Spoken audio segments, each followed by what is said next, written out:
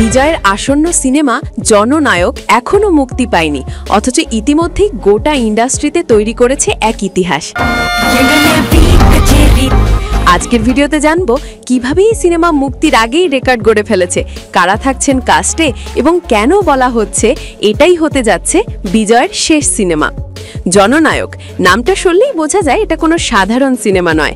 Action, রাজনীতি আর থ্রিলারে ভরপুর এই সিনেমা পরিচালনা করছেন প্রতিভাবান পরিচালক এইচ বিনোদ। আর প্রযোজনায় রয়েছে কেভিএন প্রোডাকশনস। এই সিনেমায় থালাপতি বিজয়ের সঙ্গে অভিনয় করছেন বলিউড তারকা ববি দেওল, যিনি প্রথমবারের মতো তামিল সিনেমায় হাজির হচ্ছেন। এছাড়াও আছেন পূজা হেগড়ে, মামিতা বাইজু, গৌতম মেনন, প্রকাশ রাজ, নারায়ণ এবং প্রিয়ামণি।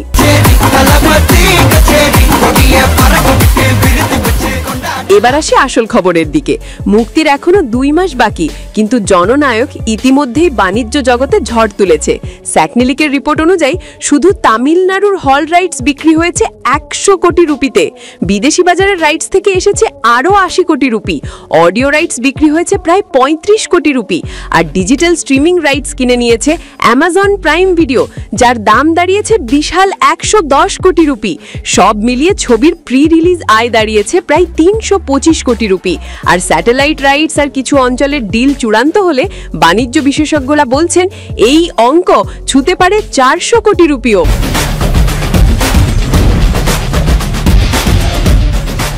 কিন্তু সবচেয়ে অবাক করা খবর হলো জননায়ক হতে যাচ্ছে থালাপতি বিজয়ের অভিনীত শেষ সিনেমা। হ্যাঁ, আপনি ঠিকই শুনেছেন, ইন্ডাস্ট্রির ভেতর খবর এই সিনেমার পর বিজয় সম্পূর্ণভাবে রাজনীতিতে যোগ দেবেন। সিনেমার নাম জননায়ক, আর বাস্তবেও তিনি হয়তো হতে যাচ্ছেন জননেতা। ছবিটি মুক্তি পাবে 2026 সালের 9 জানুয়ারি, তামিল এবং তেলেগু 2 ভাষায় একসাথে। সবাই এখন অপেক্ষা করছে এই সিনেমা কি কেবল রেকর্ডই করবে, নাকি বিজয়ের কেরিয়ারের সবচেয়ে বড় ব্লকবাস্টার হিসেবেও ইতিহাস লিখবে।